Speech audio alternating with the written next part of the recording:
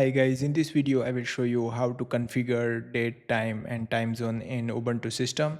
So I'm using Ubuntu 24 and you can see you need to click on top right corner and there is a setting icon over here and you need to click over there.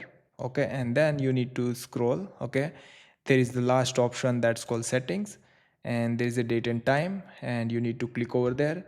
You can see that by default it's enable automatic date and time, so it's taking from the internet, and if you disable then it will be enable manually date and time, so you can configure over here year, day and all, but I will suggest by default automatic date and time. Okay, and then you can see that it's selected like am pm option 10:20 p.m. Okay, you can choose 24 hours format 22, you can see over here. Okay, and you can change it again, and you can also change the time zone over here. You can see if you choose United States, you can see that it's showing the United States time zone.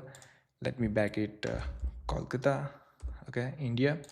Yeah, then fine. Then you can also enable weekday and you can enable date, you can enable second as well, you can see that over here, and you can also enable week number. Okay, and if you go here you can see here is the week number. Okay, so you understand how easily we can configure the time zone and date and time.